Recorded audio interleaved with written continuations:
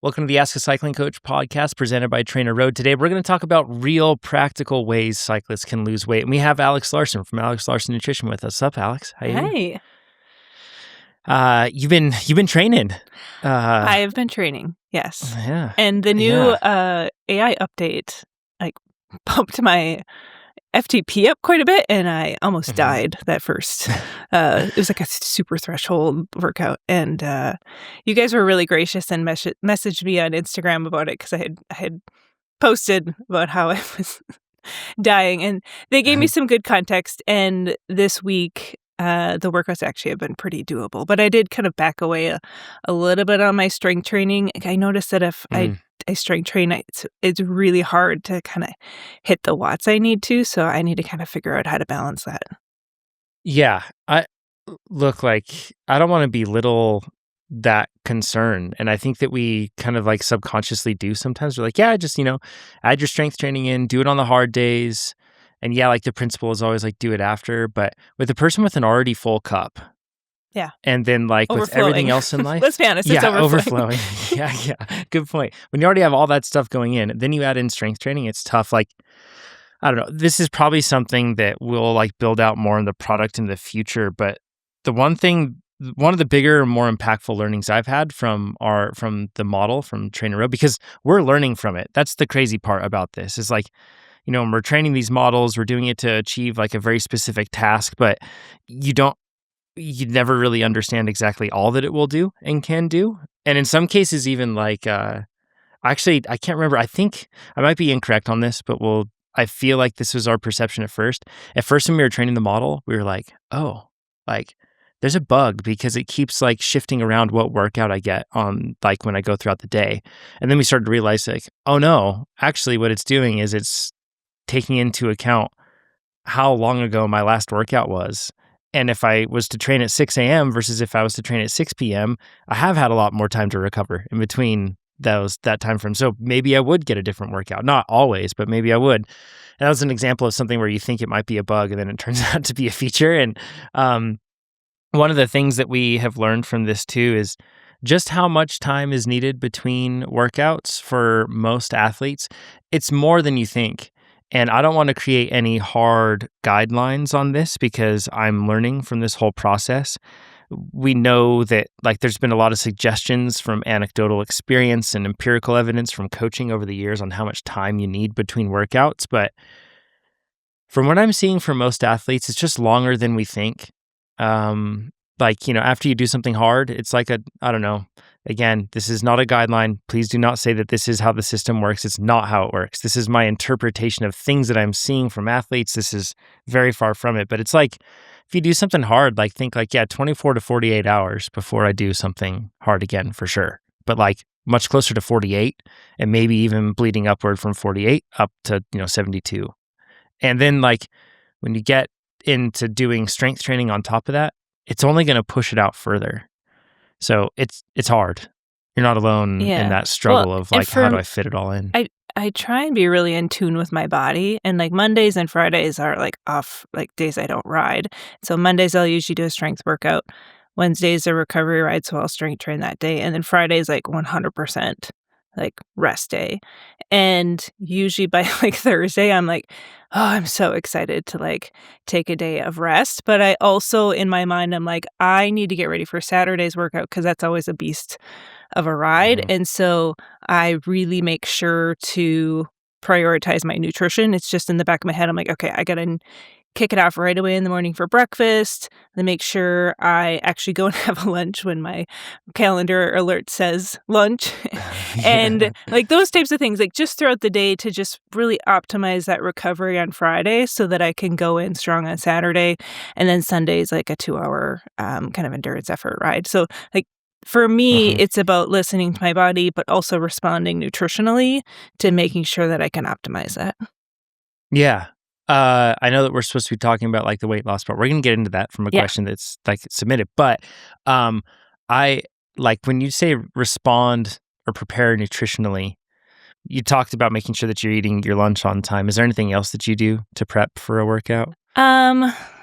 Well, I mean, with my workouts, and like you said, my cup is overflow with all the time. Sometimes it's like a last minute, like, "Oh, shoot, I gotta get this workout. I gotta hop on the bike before the kids get home and I have to go pick up my daughter at daycare." And so it's usually kind of fly by the seat of my pants throughout the day because I'm just trying to fit in as many things as possible. And sometimes I'm like, "Oh, shoot, I haven't eaten for a few hours because like it's been, it's 3 o'clock Mhm. and I had lunch at noon." So my hack for that is like I'll just take like a 50-gram gel, or I'll take like 30 to 60 grams of chews, or I'll take a couple handfuls of Nerds gummy clusters or something, just to start out the workout with some like fresh energy. So Mhm. that final set that might be really challenging, I've got some really good stuff flowing through my bloodstream, fueling those muscles, and I can get through the workout fine. And then I'll usually have some sort of like protein shake or post-workout, refuel, and then have a meal within 2 hours. So, like, those are kind of the things, like, day to day that I will do, and I've been doing that more with my athletes lately, where, I'll have them start front loading their fueling a little bit more in their workouts, especially if they're gonna be longer, and I'm like, "I want you to start taking fuel, like, right away, like, at minute 0, and then maybe again at minute 20 or minute 30." Like, I need us to stay ahead of it so that you're still feeling really strong in that last, couple sets. Yeah. Yeah, absolutely. That's a good tips. Let's get into the question Yeah. from this is anonymously submitted. It says this question is for Alex Larson. I'm writing in anonymously out of respect for a friend of mine, but I hope this question can be helpful for all of your listeners. I have a friend, and then they say parenthetically, seriously, this isn't me, I swear, who has mentioned they have not found any success with sticking to a weight loss plan or diet, and really wants to finally get that figured out this year. I'd like to get Alex's advice on 3 specific things. Number 1, in your experience, what are the most common contributing factors to weight loss being more complicated for some people than others? Number 2, what are practical nutrition management principles, food prep strategies, and food choices that you've seen to be most effective? And number 3, what should supporters do to help their friends when they are trying to improve nutrition and body composition? And what should those same people avoid doing? This is this is a podcast in and of itself. All 3 of these questions packed in. It's This so is great. good. The first one, in your experience, what are the most common contributing factors to weight loss being more complicated for some people than others? There's a lot of different opinions on this, Alex. What have you seen professionally in your experience? Yeah, I feel like this isn't a motivational issue, it's an environmental issue. Because the number one thing I see that holds people back from seeing body composition results is, like, inconsistency. And a lot of times inconsistency is just because of, like, life getting in the way. Mm-hmm. And I think Yep. everyone can relate to that. And, um, when I talk about inconsistency, I think of a number of different things that can be inconsistent. One, and I think with this friend in particular, and she said, "Not found any success with sticking to a weight loss plan or diet." Those were, I'm gonna assume this is a woman. It just sounds like, a gal. Yeah. No judgment. Yep. And, like, 'cause I just, like, as a friend, like, I could see myself writing, like, a question to someone, like, "My friend has this problem." It just seems like, Sure. so I'm gonna say she. Um, with hearing that, I'm like, "Okay, it sounds like this person has not found a routine or structure within their eating that's gonna be sustainable for them." I think, like, diet plans, can often be really restrictive and very highly prescriptive, that they're just not something that you can maintain long term, because there has to be some flexibility with our nutrition Mhm. because we are human. And oftentimes when you go on, like, a diet or some sort of nutrition plan, there's, like, too many changes, and that can really often backfire. It's just like human psychology for us to resist change, especially if it's a really drastic change. So a lot of times I like to find the low-hanging fruit when an athlete comes into our program. Like, first off, I'm like, we're going to find the simplest, easiest changes for them to start making, because then it just doesn't feel as overwhelming for them. And those small, consistent changes are going to make such a bigger difference long term than some of the drastic things that you can only do temporary. So Mhm. that to me is one area of inconsistency. The other would be, I see a lot of athletes that are changing up their tactics really frequently, right? So, like, let's say they make a change and they don't see any results, like, within a week or 2, and they're like, "Well, it's not working, I'm gonna change it up." Like, you have to give it time to actually take effect. Or maybe it is resulting in a little bit of weight loss, and then all of a sudden they'll have maybe a day where their weight jumped up a couple pounds and like, "Oh, it stopped working. I need to try something different." And it's like, "No, weight loss is never linear. You have to you have to understand, like, when we look at, like, athletes' weight over time and it's coming down, there's gonna be little blips where it goes up.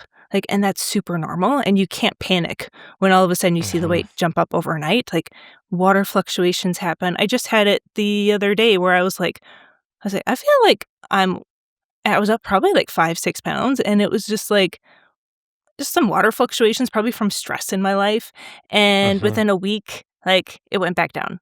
And so, like, you can't let those, like, sudden shifts in weight, like, break you. You have to stick with the process. You really have to trust the process. So those are things that I often see is, like I said, making too drastic of changes, not creating, like, a process that's gonna be sustainable, and just, like, being able to trust the process. The other thing, and this is one I don't see quite as often, but it does happen in athletes. For an athlete that's been, like, chronically underfueled long term, has been a pretty, like, high volume training athlete, likely experienced REDS, that relative energy deficiency syndrome in sports, those hormonal and metabolic imbalances that happen in those situations with athletes, it can take months for their body to return back to like 100% health. And very often during those times when they're eating healthier and they're like expecting there to be some weight loss and there's just nothing, it's because their body is still in that kinda healing process. So it's really important to be very patient and not give yourself a deadline of when you want to reach a certain weight.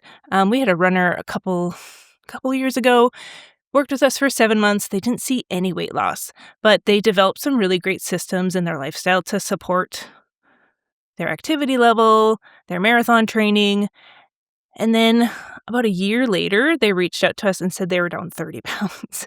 Like, it was pretty Wow. significant, and it was about 6 months after they graduated from our program that the switch just kinda flipped and their weight just started slowly dropping. So, and that would have never happened if they were kind of on that, like, on again, off again, like, dieting cycle. So those ones aren't happen as often, but it does. So, like, it's such an individualized thing with athletes in terms of weight loss, but those are, like, the things that I tend to see.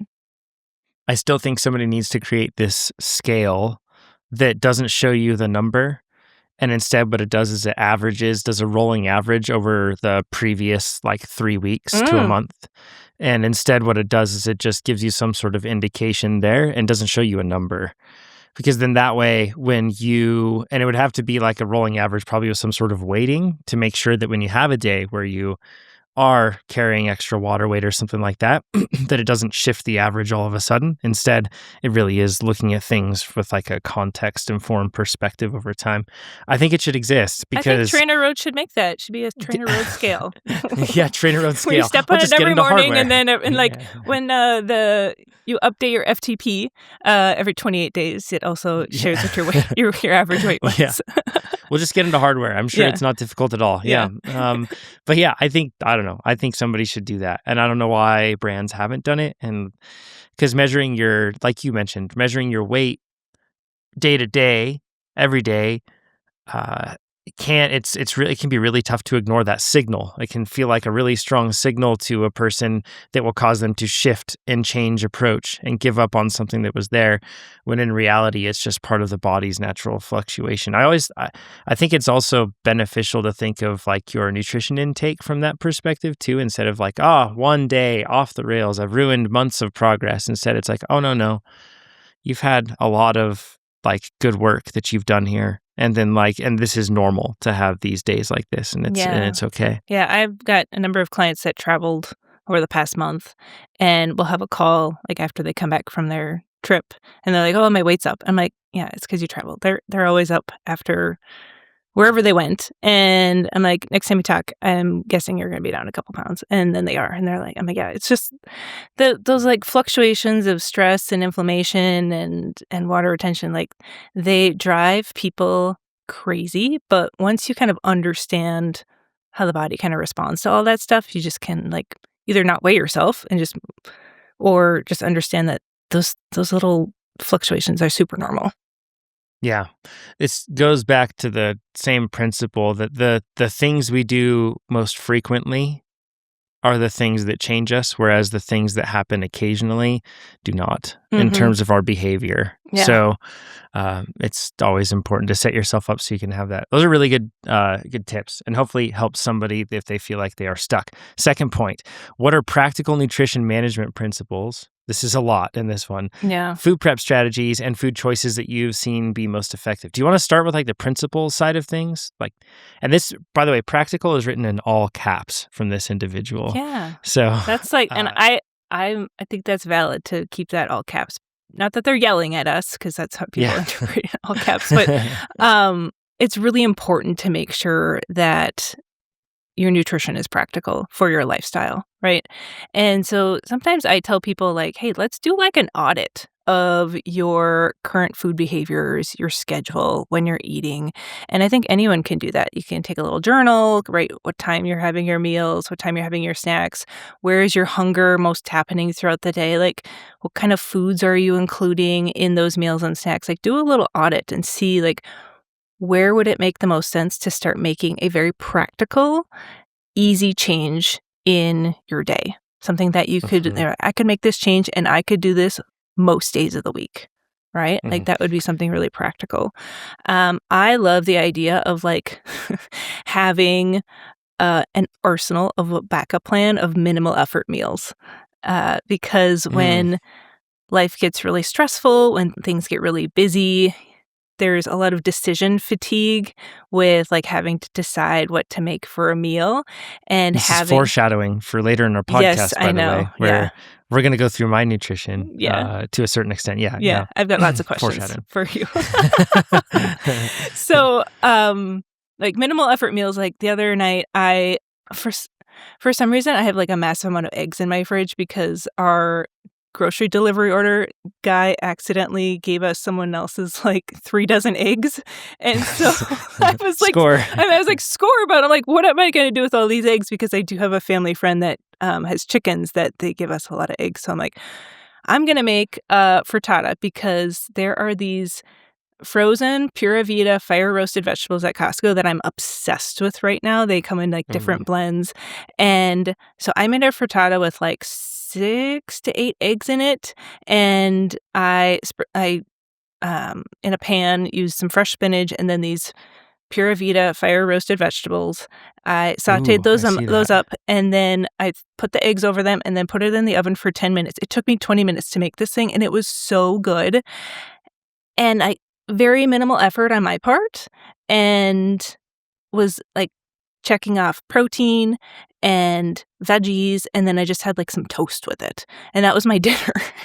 Ooh, so I'm looking at the website right now. This is not sponsored by Pura Vida, but I'm telling you, the fire roasted flavor of these is just spot on.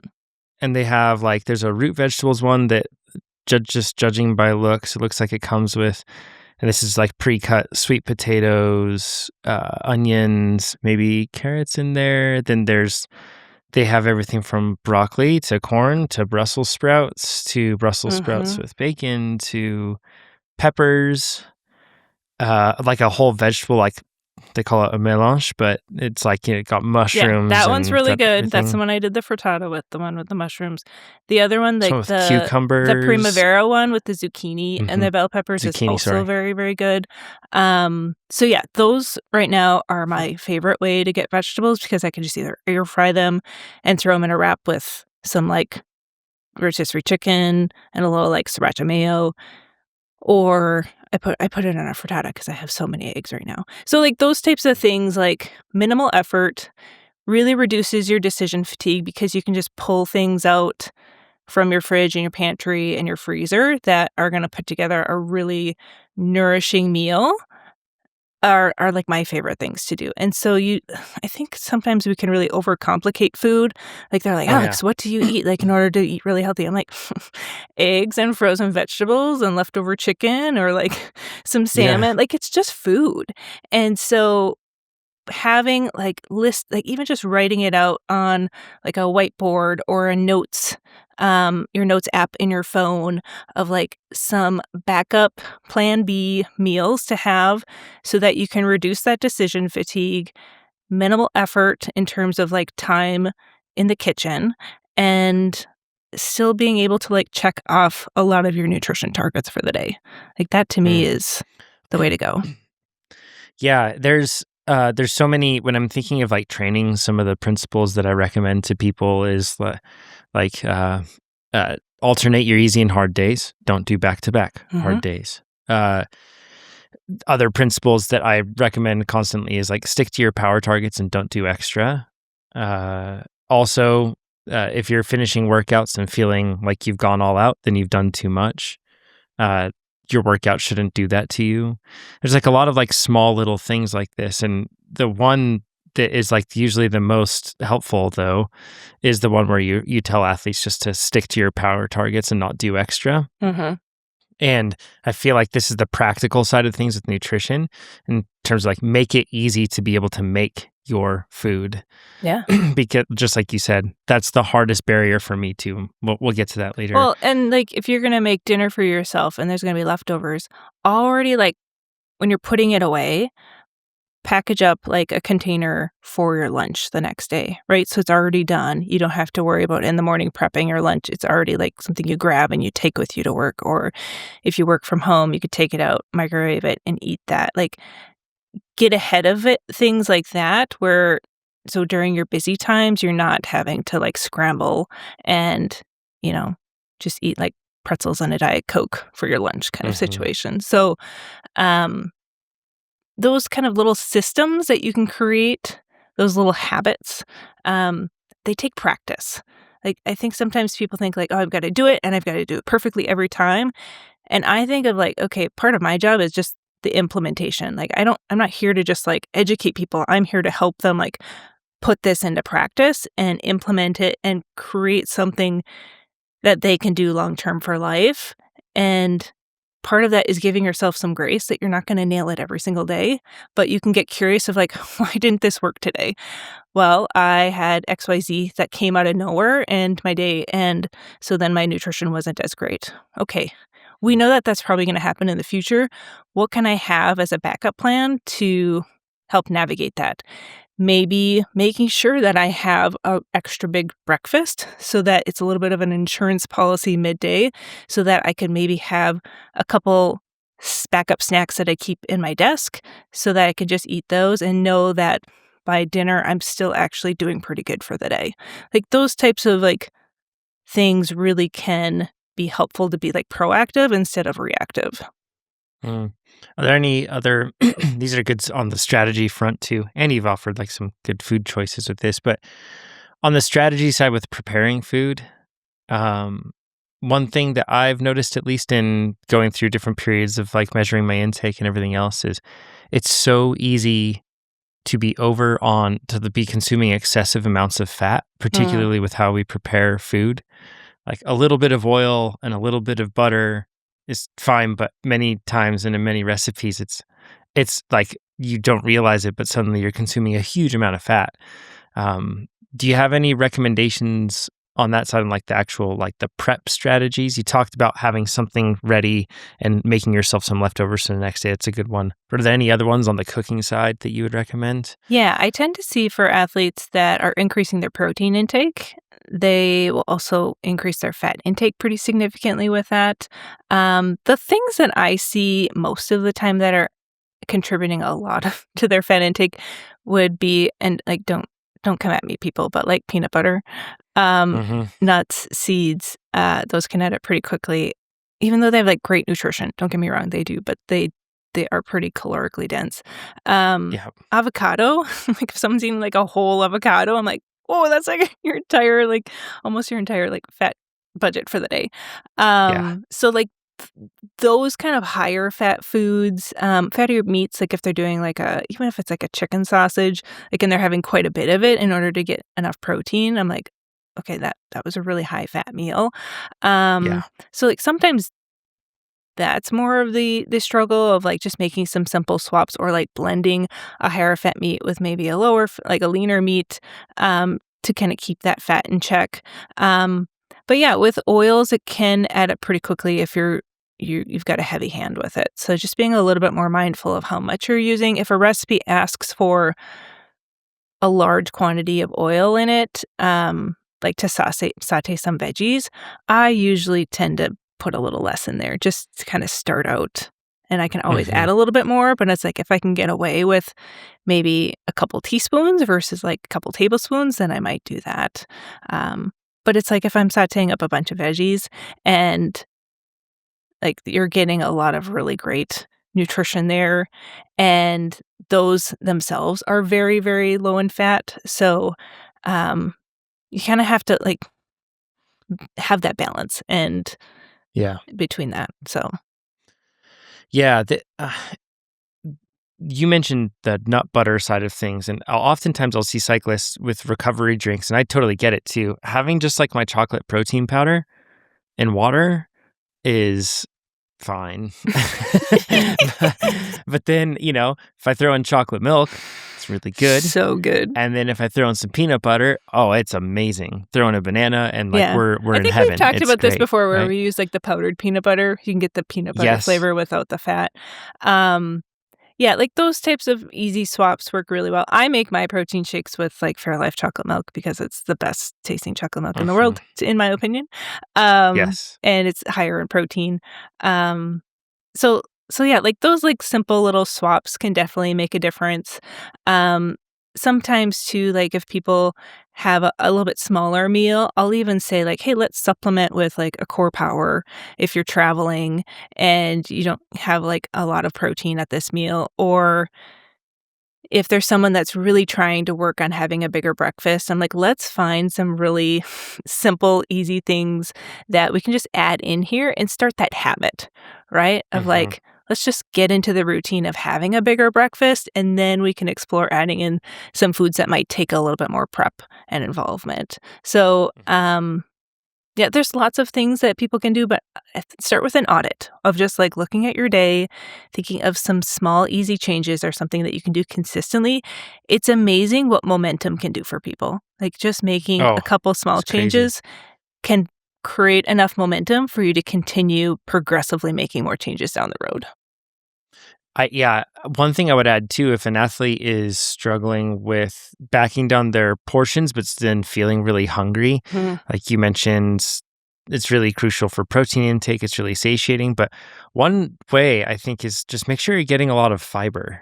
That Yeah. also helps so much. And I actually have started taking glucosamine. It's like a fiber supplement, basically, in addition to I get a pretty good amount of fiber through my diet, through like vegetables and tons of different stuff. Like when I'm looking at bread choices, I'm going to make a choice that has fiber in it versus something that doesn't. And I always try to just like lean more toward the fiber side of the spectrum when I have food choices.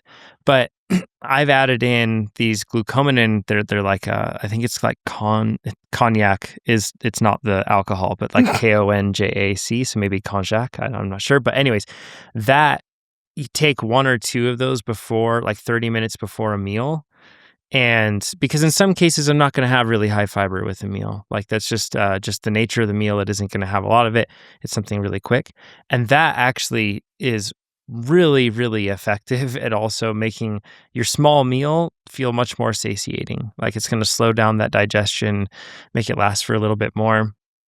And that's been really that might be helpful for some people too, as like a little food choice addition is like, look for ways that you can add fiber into your meals, and it's gonna make it, like, way more satiating, so you won't have those, the If hunger if cues perhaps. people are reducing their or, like, making changes to their meals and they're noticing some hunger, another area that I look at is how they're fueling around their workout. So if they're Mm, not taking in enough before a workout or during, sometimes if we just optimize that a little bit more, then they're not going into the rest of the day in such a big calorie deficit, and that also will help, with hunger later on in the day as well. so huge because if you try to make it so that, like, "No, on the bike, I'm not gonna consume anything, it's gonna put me in a deficit," and then that way, like, my caloric deficit's done, I check the box. it's so hard because your body has increased demand thereafter. Yeah. And if you haven't given it nutrients that it needs leading into it, particularly carbohydrate, man, your body's going to be crying out for help. And I think I've it's said really this on hard. every single time I've been on this podcast, but do not diet on the bike. Like, Yes. if you're going to take Yep. anything away from me, it's do not diet on the bike because it's just going to backfire, both in like watts on the bike, but also like later on in the day with hunger and sweets cravings. Yeah, it makes it so that it's just like setting the scene. Another way to look at this is you want to set the scene for the greatest likelihood of success. And the decisions that you make should put you in an environment where that is easier to make those decisions, and stick to whatever plan or principles that you're following. And it's probably one of the best ways to just like decrease the odds of anything good happening. Like Yeah. it's so hard. Well, and it So makes hard. your workouts feel more of a struggle. And I'm like, why would Oh we yeah. intentionally make them feel harder than what they already are? You know what I mean? Like that, Yes. like when we're failing our workouts, when our workouts are really hard and you're barely getting through them, biking is supposed to be fun. And like you're going to want to continue to keep biking if they feel better, if you're actually like successfully completing those workouts. So, yeah, I'm a big fan of just leaning into the carbs around the workouts because there's so many benefits, both performance and body composition wise. For the person listening to this that says, yeah, but I don't need carbs because I go an hour and I have plenty of carbs on board and I feel fine. I want you to shift your perspective. Like, actually, this is going to be, I'm trying to think. By the time this publishes, this metaphor will have been shared, but Kyle Pfaffenbach was talking about this. Like, he's like, here's a metaphor for all those that say that I don't need to take anything on the bike for 90 minutes because I have enough glycogen on board to fuel for 90 minutes. He's like, imagine you're in a hot spring and you can control the inflow and the outflow like a wild hot spring, right? He's like, you could be up to your water at your neck and you could pull the plug on the drain and be like, I'm not going to be fully out of water for 30 minutes, for an hour, for 90 minutes, whatever it might be. So I'm fine. I can let it drain. He's like, so you might have water on your toes by the end of that 90 minutes, and that's it. He's like, do you really want to be in that situation, freezing cold, like with just water at your feet? Like, sure, you had enough water to kind of just skate by, but the point isn't to just skate by. The point is to make sure that you're setting the scene for like ideal performances. And I think a good thing to remind yourself, if you find yourself falling into that mental framework of, I have enough so I can diet on the bike and I shouldn't eat on the bike, know that more than anything, you're harming your next workout more than right now workout. Well, when And you finish the workout, it's not like you stop needing fuel, right? Like yes, you need more. and then you Your need body's like, got work to do. people underestimate how much energy it requires to recover from a workout. So you also need that. Yes. But I saw a study a couple of years ago, and I cannot find the study anymore. I don't know where it went. I thought it was a Norwegian study, but they were looking at muscle glycogen levels, and even if like your muscle glycogen was depleted only partway, you were starting to feel fatigue. Yes, there are multiple studies that have looked at this, Yeah, that performance does decline, even though you technically have glycogen still on board, Yeah. and you don't have exogenous glycogen coming or glucose coming in, you still need, like, a performance still drops. Yeah. So yes. that's where people have like understand that it's not like you start to see fatigue when you hit zero. It's like, no, you could be 50% depleted and you're just going to start feeling fatigue. So hence why we need you to fuel even a zone 2 effort that's 90 minutes long. Yeah, I bring this up every single time, but let's just say you rode 100 watts for an hour. That's 360 kilojoules that you've burned. Now, granted, you're not just burning fat. You're probably, or not just burning carbohydrate, you're probably burning fat as well. But 360 kilojoules, that's 90 grams of carbs at 100 watts for an hour. So I know a lot of athletes like, on easy days, I'm fine. And they're an athlete with like a 300 watt FTP. On your easy day, when you're at 300 watt FTP, you're riding at 200 watts. That's 720 kilojoules or 180 grams of carbs. So like, again, I know that you're not just burning carbs there, but at the same time, this should give you an idea of the impact that the hole that you dug during the workout in terms of kilojoules, all those that needed to be used. Then on top of that, like you mentioned, all the work your body has to do after that workout. There's a lot to do Like your body has to rebuild a lot of different tissues. It has to build back stronger than what it was to To be able to reload the prepare for that. glycogen stores. It's got to manage your immune system and hormonal balance because you've just made things different as well. It's like, Mhm. it's a huge amount of work. And I just think that if you think that I'm fine because I got through the workout, again, think about the next workout. And then think about the fact that if you are routinely doing this, or even occasionally one time a week, you're dragging down your potential slightly because you're just nerfing yourself to be able to adapt and improve. Like, you don't get faster when you're doing the interval. Your body adapts when it is given the right circumstances after the workout to recover, rebuild, and then adapt to the stimulus that you gave it. All that getting better, getting stronger stuff, that's happening after the workout. And if you've starved yourself, you're just going to handicap that process. It's not worth it. So it doesn't lead to improved performance for sure. Hopefully that can help. The third question: what should supporters do to help their friends when they are trying to improve nutrition and body composition? And what should those same people avoid doing? So when I read this question, all I could think of is like, just be a good friend. Do things that help relieve stress in their life, right? Because stress can also have a really big impact on someone's weight loss goals and body composition goals. Instead of like going out to eat with them and going out for drinks or going out for like a fancy high calorie coffee drink, like invite them over to your house and make a really delicious, nourishing meal. Or maybe think of and test out some minimum effort meals and share them with them of like, oh my God, I discovered this meal. It took me 20 minutes and I really enjoyed it. You should give it a try. Not because they're part of their weight loss goals, but just because like you really enjoyed it and it would help make their life easier too. Mm. I would avoid talking or like bringing up their eating, or even if you do, it does seem to notice like they're losing weight, I would even avoid complimenting them on their weight loss. Like it just kind of reinforces the pressure that they've already put on themselves. So a lot of times I'm like, just be a good friend.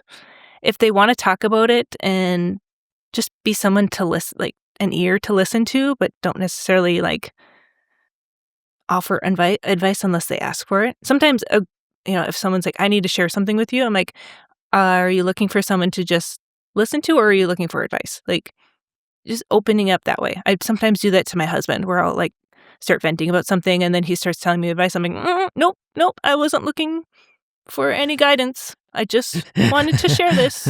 But us guys want to solve everything. They do. Yeah. He wants to, I'm like, you don't know anything about this. Like, I don't need your feedback. Yeah. I just needed to vent. And so sometimes just being an ear and validating their feelings can be a really great thing to do as a friend. I think this too,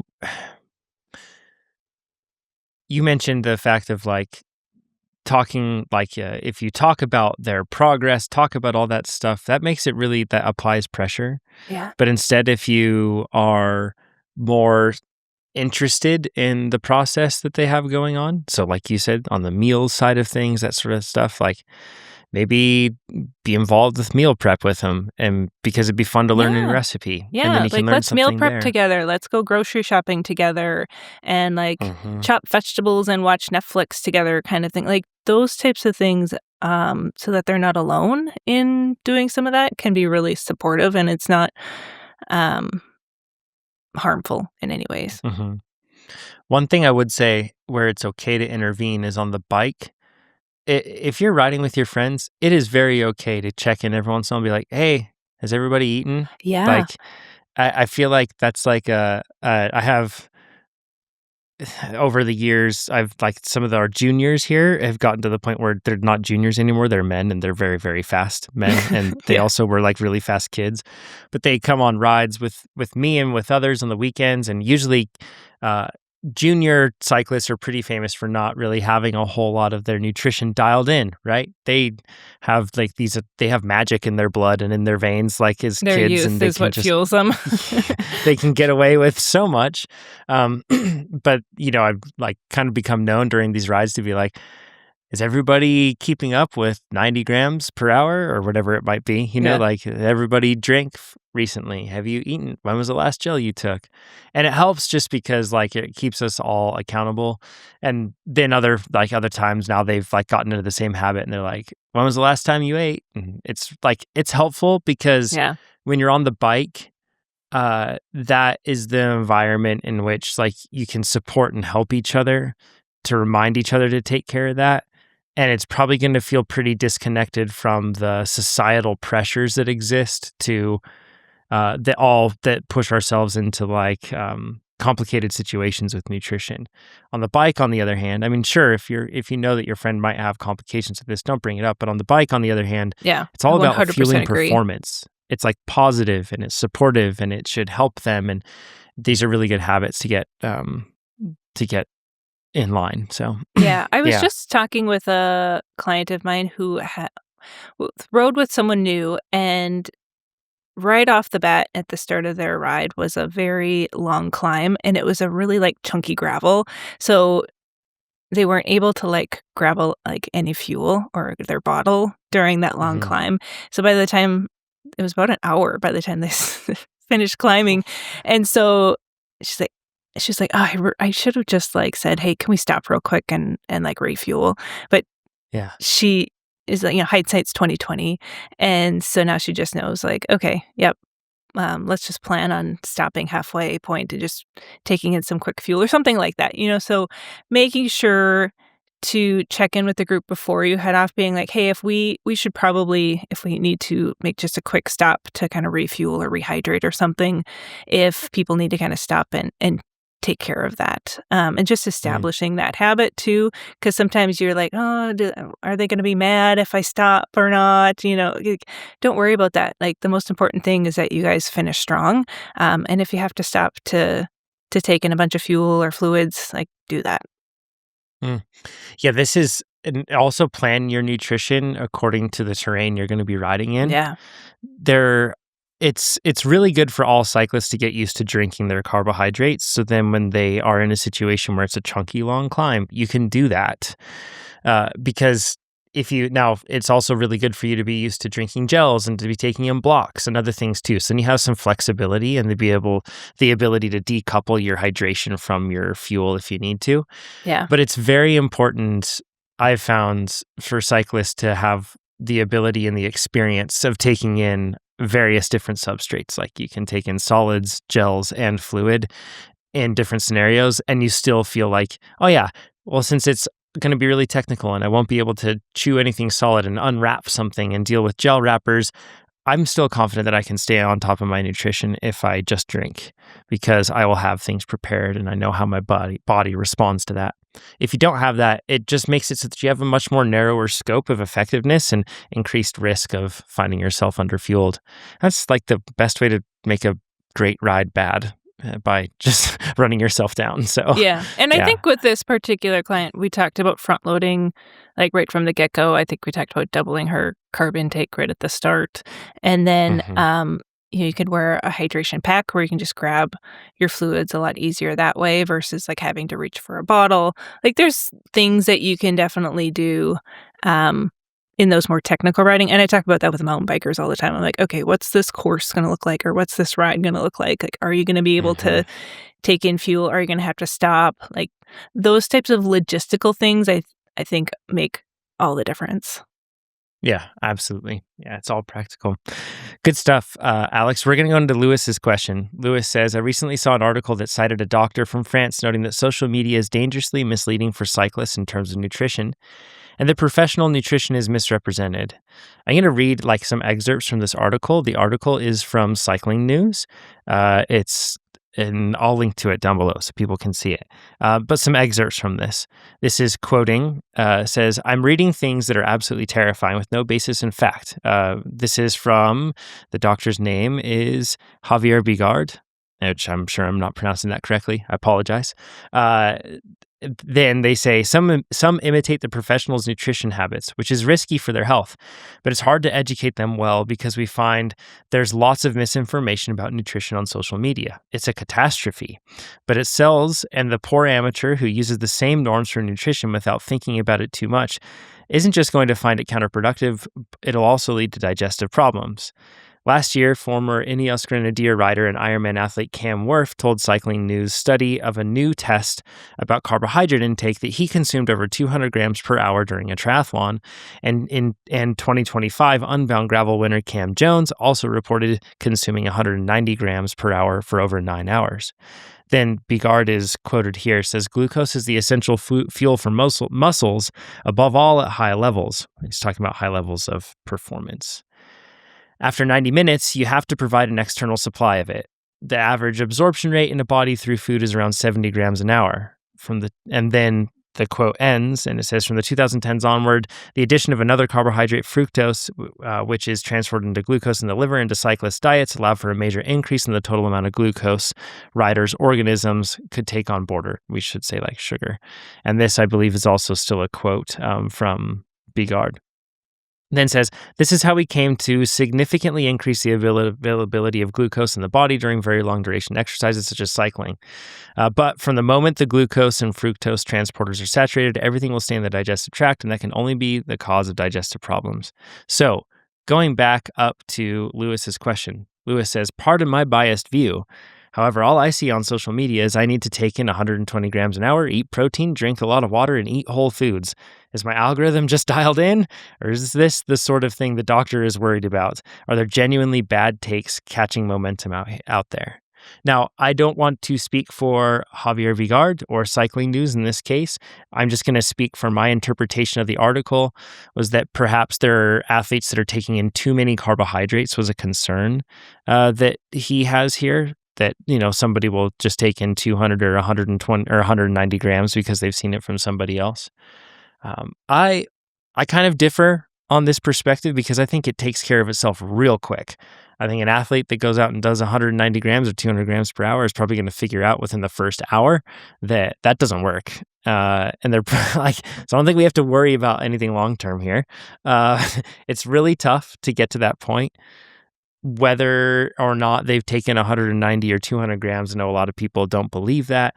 They may have, and their body may be to the point where they just tolerated that fine for those circumstances. I don't know. But I don't think that it's dangerous. I certainly don't think that it's any of the other words, the words that he was using, a catastrophe. It seems like a little excessive here. But Alex, I agree with Lewis. Like, my feed is just like, I feel like good nutrition advice, and I think it's just the algorithm dialing into me. Are there genuinely bad takes that you see that are like concerning to you? Yeah, I feel like his algorithm is probably dialed in like yours and mine is. Yeah. Though Yeah. I've certainly seen things out there where it's like, some guy without a shirt on in the grocery store spouting some crazy advice. Like there's those types of really, really bad advice. Yeah. But there is a huge talk about this high carb trend, right? And people are skeptical, which I think is good to be skeptical. I don't love the idea of being negative about it, though, which I do kind of feel like this quote Yeah. is maybe a little too negative.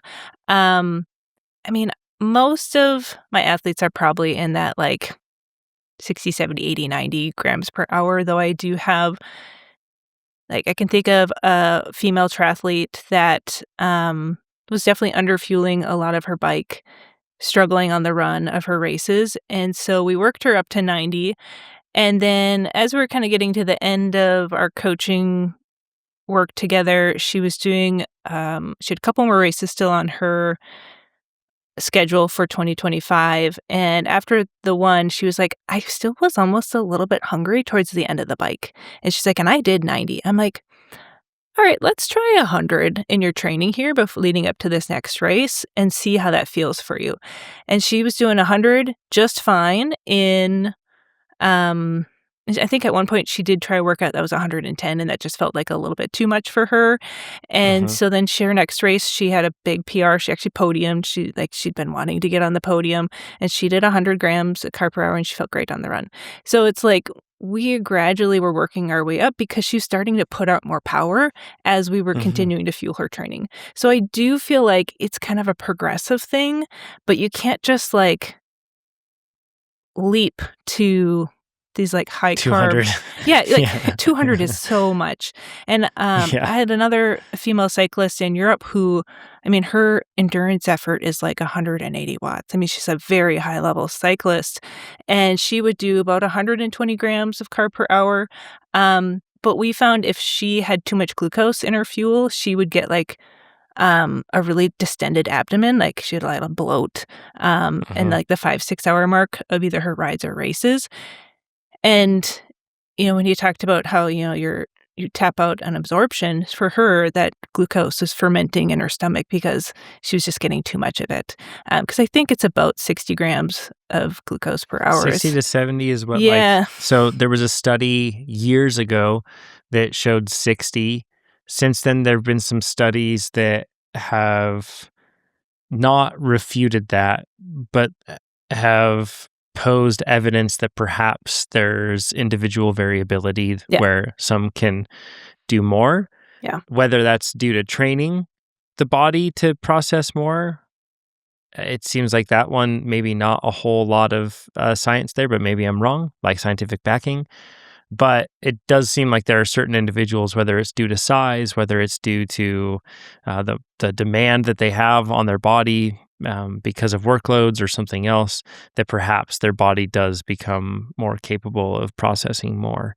Yeah, It's very yeah. interesting. I mean, I don't see that, You like, know, that bloating happen too often. It's just, like, 2 female athletes last year that, in that 5, 6-hour mark that they were like, "I looked like I was pregnant," like, my belly was so large, and it was just that fermentation of probably too much hmm glucose, and so we shifted their fueling a little bit, and then they didn't have any of that problem. They just added a little bit more fructose, to, their stuff. So, I mean, that's yeah, where, like, you really there's some nuances and you have to really go case by case with the individual, but yeah, for these higher level athletes who are putting out a lot of watts for many, many hours, like, I continue to say, like, more watts requires more fuel, and so we're gonna continue to have more and more research that's gonna support this, I would say in the hmm next 5, 10 years, but, um, I I I do also worry a little bit about the messaging because people just assume, like, "Oh, I gotta just try and get as much carbs as possible," but it's like, no, you gotta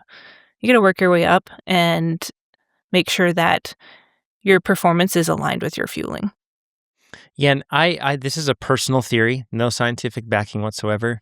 Your mileage may vary depending on the source of glucose that you have. I've noticed that if I'm using dextrose or if I'm using maltodextrin or if I'm using pure glucose, I have varying different experiences with that. And that's like the raw powders, let alone if you're getting it from a product that has everything put in all before you or all in beforehand. I've noticed significant differences in terms of my body's ability to digest something without any discomfort and feel like I'm getting the energy that I need.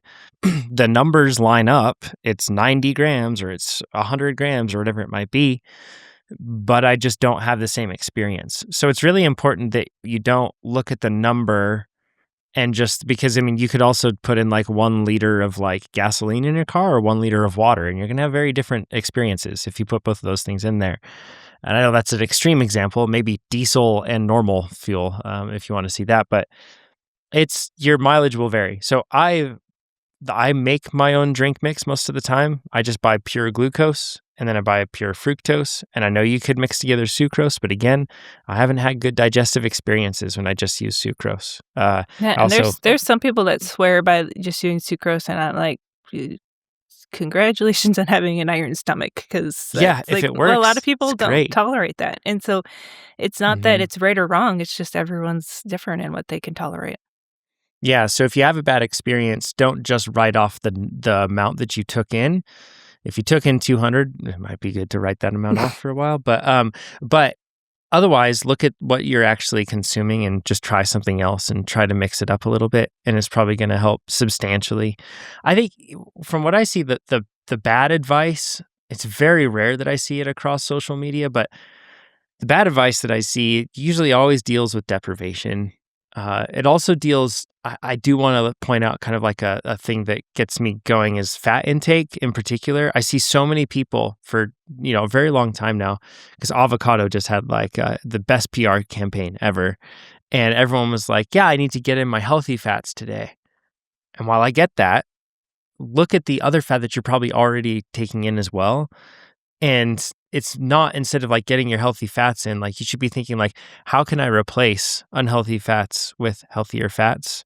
And this is me, I'm sorry for using the term healthy and unhealthy. I know that will trigger somebody, but that's the brand that's been associated with avocados, for example, is that and you that think it's a of like healthy heart fat. health. That's basically what they're talking about. Is like, because Yes. like saturated fat, trans fat, those are obviously detrimental to our heart health. And so I think it's appropriate to use healthy and unhealthy just because it's easy for people to understand that. But it's not like Yes. avocado is saying like, and maybe they are saying like, consume a lot more healthy fats. But it's like, no, the fat that you are needing to include in your diet should be more of the healthier fats. Yeah, it's replacement. Don't add it in and think that it's going to make you healthier.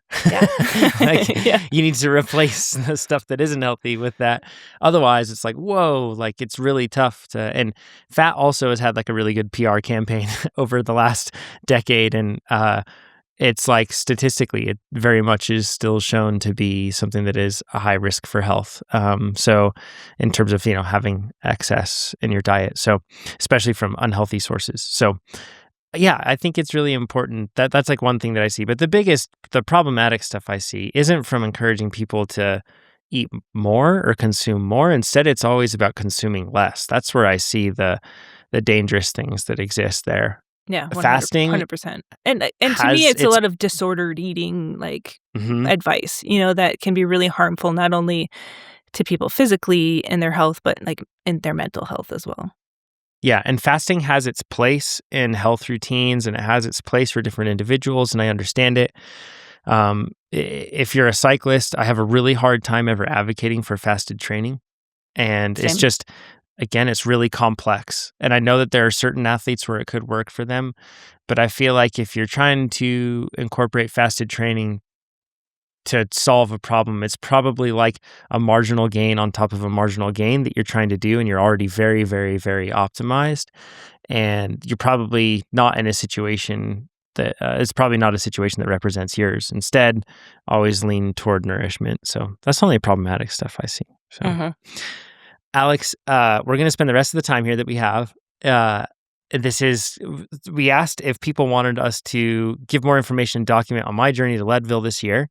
I'm racing Leadville. I'm raising money for the Lifetime Foundation, which is really cool, and it helps kids in schools and in underserved communities get healthy meals. It provides like guidance and support and supply chain access to schools or organizations that support these kids, so these kids can get good meals that are healthy instead of getting food that is not healthy.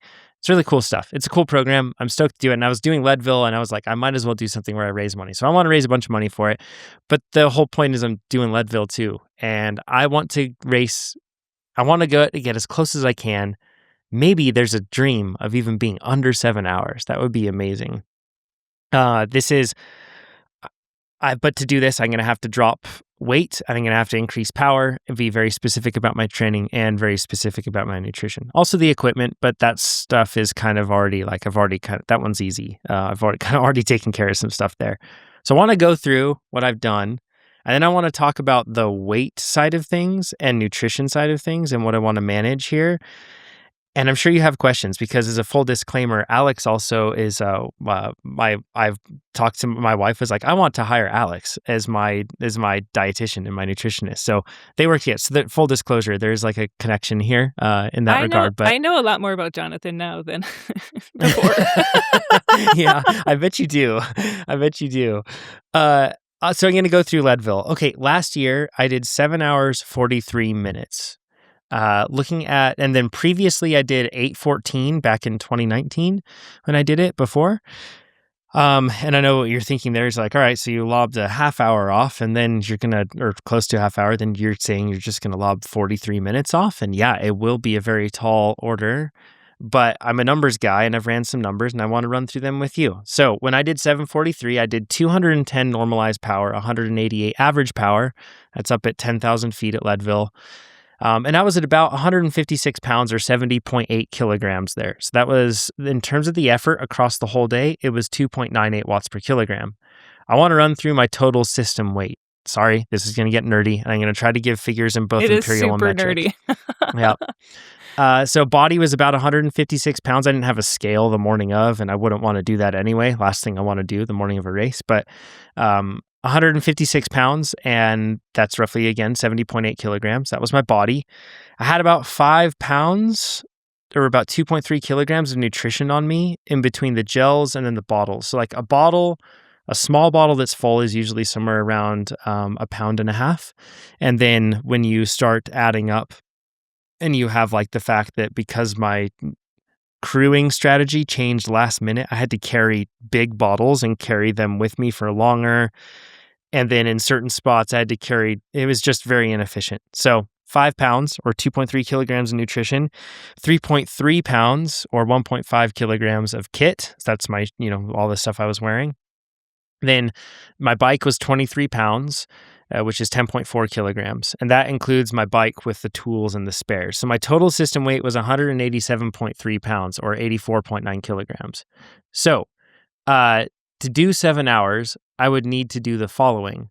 Instead of riding at 210 normalized and 188 average, I would have to ride at 226 normalized and 200 average power. This is according to Best Bike Split. I would also have to, if I did that power, I would have to weigh 147 pounds or 66.7 kilograms in order to make that happen. That's 3.38 watts per kilogram. So here's like the weight modification I'd have to do, which we're going to get into the body part with Alex here in just a bit. But if I'm 147 pounds, that's 66.7 kilograms. My nutrition, instead of 5 pounds, I'd drop it down to 3.5 pounds. So that's from 2.3 to 1.6 kilograms. For my kits, it would be a little bit less. The main reason last year that I had a little bit more, my helmet was heavier. I also I'm going to be wearing a skin suit this year that's going to be lighter. And then last year I carried a vest and warmers, and I've decided that this year I'm just going to brave that cold. On the start line, it's freezing cold, but that's 3 pounds. So dropping 0.3 pounds from that is possible just based on the helmet and then other items I'm not carrying. So that's a bit of a loss there. And then my bike, I bought a new fork for my bike specifically for Leadville. Probably not a wise financial decision, but it's lighter. And then on top of that, I'm also going to be running some different parts on the bike this year that are going to make it even lighter. So it's easy to say that the bike will be down to 22.9 or 22 pounds, which is 9.9 kilograms. So I'll at least drop a pound, but probably even maybe a little bit more. That puts my total system weight at 175.5 pounds or 79.6 kilograms. That's a loss of 11.8 pounds or 5.35 kilograms. The majority of that coming from my body weight loss. So I want to go over why I think this is possible, but then I also want to go over why I think it's going to be challenging. And I'm going to share my training and go through everything with this as we go throughout the year. And it should be informative and possibly misadventurous. So power.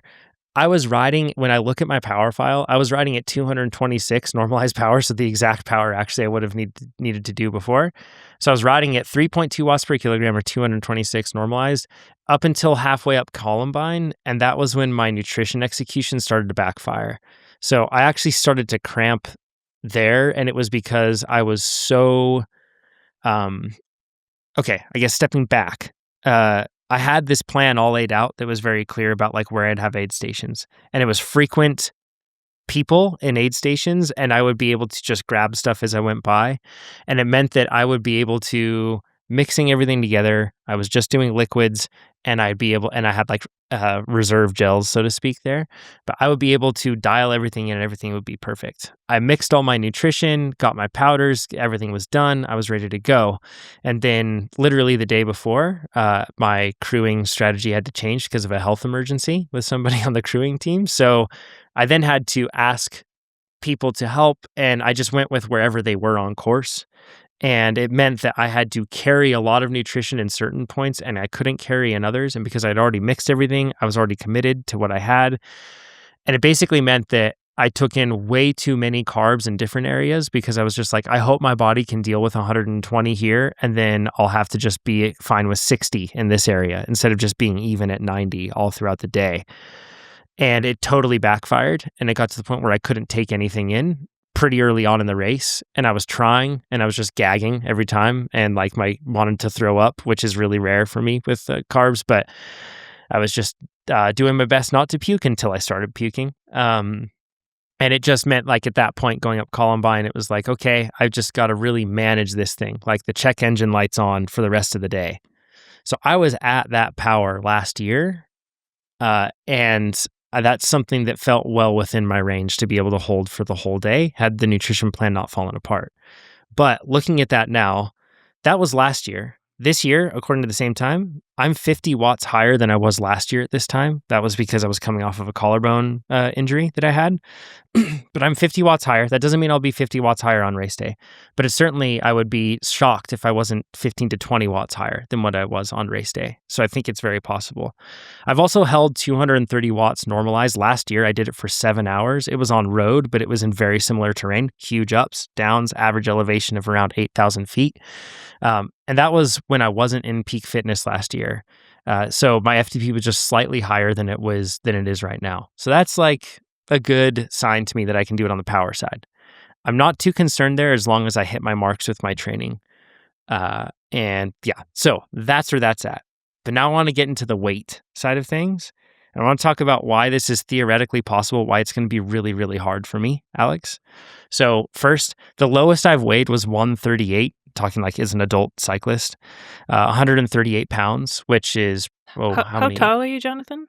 I'm 5'11". Okay. So it was extremely light. I'm going to run it through with kilograms. That was the one I didn't do. 62.5 kilograms. And that was when I was pretty early on in cycling. None of us knew anything about nutrition in cycling at all, like at all. So I was just starved all the time. When I would drink water, I'd be like, wow, I'm really nourishing myself. So like, it's a very different era back in like the early 2010s when we didn't know as much about this. But I was chronically undernourished. Performance was never sustainable, never reliable. I couldn't show up at a race and be like, yep, I'll perform today. You just never knew what you were going to get. And it wasn't good. Then I ended up like getting to the point where I started to understand nutrition a little bit more. All of us did in cycling. And I raced at 145 pounds for some time, like kind of like before figuring out nourishment. And then I increased up to 2 to 3 pounds. And that's where I found that I was like, my performance was much better, right around that 147 to 148 pound mark. That's like where I'm at that point. I'm very lean by scale of like a DEXA scan. But it's not lean to the point of danger where I can't rely on my performances, anything else like that. I'm not being excessively restrictive. I just have high activity levels for a very long time and I'm managing my nutrition well. And that's where I tend to gravitate there. So I think I can sustainably improve my power if I weigh between 147 to 149 pounds. I have precedent for that and I think it's possible. But here's why it's going to be challenging. Number one, on the training side, I need to not miss. And I need to prioritize sustainable power above all else because that's really all that matters at Leadville. And so that's going to be a huge focus. I also need to work out on putting out my power in a more aero-optimized position, which is going to be crucial. And then I also need to prioritize early bedtimes because early bedtimes lead to better recovery, which then leads to better training, and it all just works out. And that's a challenge. Okay, but on the nutrition side, this is where we're going to get into it. I never feel, Alex, like I have enough time to be sufficiently intentional with my nutrition. I think we all feel that way. Yes. You're not alone.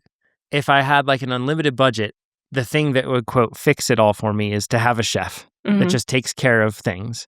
Yeah. What a luxury that would be. I don't have a chef. I'm not going to have a chef. Our family, we're just trying to keep like things from falling apart all the time, with like two Same. kids and Same. it's like that's what life is, right? So that's the big challenge for me is that, like right now we're recording a podcast. After that, I'm going to jump straight into a meeting. And then after that meeting, then I'm going to probably have to catch up on the things that I missed during this podcast recording. And then at that point, I'm already looking at like 12:30, and then I need to be able to eat because then I have a meeting at 1:00. And it's like, I look at that and suddenly I'm like, oh geez, we don't have any leftovers from last night. What am I going to do? And I have to piece it together. I feel like I'm not planning ahead. All of that said, Sunday used to be a meal prep day, but my Sundays are like 6 a.m. until 6 p.m. basically blocked. Like I don't have any time. And then at that point afterward, I'm just trying to catch up with the family and do what I can. I just don't feel like I have enough time to be intentional with my nutrition. What would you say to something like this? Well, I think that, and I've said this before, like whatever you're planning on eating with the family, right? I think we can still make it work for the most part with nutrition goals. Like, let's say you're having lasagna tonight. You know that you're going to get some carbs. There's going to be some protein in there, but probably not enough. So it's like, what can you grab and have on hand in your pantry, in your freezer, in your fridge that you can add to your plate that are going to balance out your meal and help bulk it up to the point that you're getting what you need, right? Like, do you need to have a side of extra vegetables that you air fried? Do you need to add in some extra protein? Like for me, sometimes it's just adding a few scoops of cottage cheese or like those types of things. I feel like being really flexible. But it comes down to systems, right? Like you need to make sure that you have a good like grocery shopping routine and you're keeping your kitchen and your pantry well stocked with those types of things. Because I often see from athletes that they have really great intentions about eating these things, but they're really poor about keeping a good regimen with grocery shopping or grocery ordering so that they always have things on hand to actually implement their nutrition plan. So doing that audit of like, where are there some gaps in our process that we can help fill in? And it also being like, giving yourself some grace, Jonathan, like, you're not going to be perfect. No one is. I'm not perfect with my nutrition. And just doing the best you can, but also like creating those systems that can help you guys do this in the easiest way possible with 2 young kids and a career and all of this training. Like, where are there gaps in the day where you can like order some groceries, or like that's like one of my things. Like I live in the woods, so the closest grocery store is Walmart. So I have a Walmart Plus subscription that I get, free grocery delivery other than the tip. So it's like doing that once a week on Thursdays is something that we do on a regular. And my husband and I both have the Walmart app, so we both can like add things to the cart. And then it's like, okay, Thursday morning, final like look through, like schedule that delivery. And it's like I don't have to worry about driving in negative below degree weather here in Minnesota in January. This stuff gets dropped off at my door. I can put groceries away. And then we also make like a Costco run usually once a week. And my husband's up by Costco. It's about 20-25 minutes away. He's always texting me, do you need anything at Costco?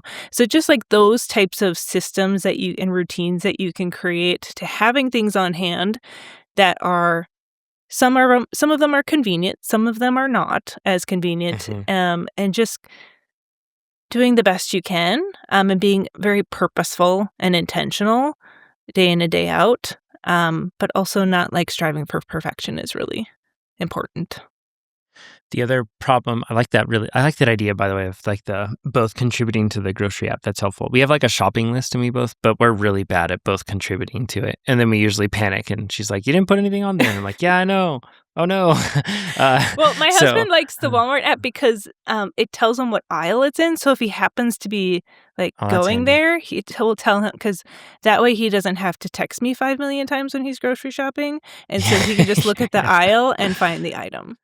Yeah, for sure. Uh, the other issue, there's two issues that are related that I end up having. So usually what happens is over time, if I don't measure my nutrition once every month or so, and when I say measure my nutrition, I will count calories and macros Okay. for 1 to 2 to 3 days. I will weigh my food, and then I will go through and use some sort of a food tracking app to be able to look up what the macro profile is in addition to the nutrition label that's on there. And then that's how I'll track it. And what I find is that if I don't do that, my portion control, or my portions just increase slowly. And usually that's driven because what I look at in my diet is I'm usually fairly low fat. And as a result, satiation is lower. And then I feel more hungry. And then I think what I do is I go, yeah, I'm going to have a little bit more. And then fast forward 1 to 2 weeks, and then it's more of that on top of the more, and then more on top of the more. And then I'm like, I'm not losing weight like I wanted to, or I have increased weight when I didn't expect to. So I'll need to measure, and then I measure, and then it kind of brings things back in. How many Um, calories are you shooting for? Because I did pull up my little calculator cheat sheet, oh, and I cool. was plugged in your info here. So Yeah. what are you shooting for in terms of for losing some weight? Yeah, as well, balance for me tends to be around 1,800, 1,850, somewhere around there. And that's not including what I'm doing on the bike. Okay. So when that's just for everyday life, if you were to take a rest day, that's what I typically find, that if I'm consuming around there, I'm stable and I'm not going to be increasing in weight. Now, if I'm How many train, hours a week are you training? so typically right now, I think that I'm at around 8 hours per week, but then later on in the year, it's going to up to about 10 to 12, in which case I would be increasing. Of course, again, that doesn't include what I'm doing on the bikes. On the bike, I'm taking in more, but then I never get to the point where I can balance out what I take in on the bike. So on training days, what I do is I usually try to add in, let's just say that I do a 90-minute workout, and in that 90-minute workout, I burn 1,600 calories. And that 1,600, I will only be able to replace a small portion of that with actually what I take in on the bike at 90 grams an hour. So then after that, and before that, I try to bring in that much with carbohydrates in the 2 meals prior to be able to offset as much as I can and be able to get in more. So I end up Uh, eating more than 1,800 calories on training days. Does that make sense? okay. So if you were my client, okay, Yeah. you're BMR, and I obviously we don't have a DEXA scan to know your body fat percentage here, but probably around I got comes out to 1670, probably around 1700. hmm It's your base, that's your baseline. So if you did nothing all day and just laid on the couch all day long, Laid down. you still need about 1700 calories to just hmm meet your body's minimal needs. That being said, with your training, your maintenance calories are probably 1700, or not 17, I'm sorry, 2700, 2600, 2700. Yeah. Um, With training, with for sure. with training. But we typically don't include the fuel you're taking on the bike in that number. Mm. We've been doing that the past couple of years, and it works really well because it encourages you to fuel the workouts really well. And then we focus on body composition elsewhere in the day. So, so I would probably put your calories at 2,200. 1,800 feels like way too little. hmm And then Which I is wouldn't, probably why I feel hungry. which is probably why you feel hungry. It might not be the fat intake. I think you're at too much of a deficit. hmm So, Yeah. if you were my client, I would set your calories at 2,200, and that doesn't include the calories you're taking on the bike. Yeah. Yeah. 'Cause I find it really helpful to separate those two. That's a Yeah. really good, because Because otherwise it gets it too muddy and fluctuates so complex. much every day, and so if we can just focus on consistency in your day-to-day and then flex the fueling around your training depending on how intense and how, long it is, and then protein, you could be at Mm. 130, 140, somewhere I in always there. think of it in terms of percentages rather than raw Oh, do you? amounts. So you might Okay. have to do some math backwards Alright, here, but so um, fat would be 73 grams. okay. That'd be about 30%. Um Which I go way lower than that. I'm like, Do you? when I measure, yeah, it's really hard to do, but I'm usually somewhere between ideal quote is, or I shouldn't say ideal. What I strive for typically is like a 70-20-10, which is tough to do. Much more often it turns into like a 60-65-ish, and then it's going to be somewhere around 20-ish, and then it's going to be 15 for fat. It's Well, really hard. I don't if you were my client, I would Yeah. say I would set your fat at 73. I would set Sorry, I gotta run math. I would set, uh, let's see, your protein, yeah, like 135, probably 137, somewhere in there. Mhm.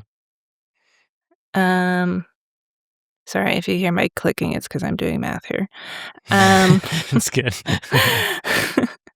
and then if we were doing carbs, I would do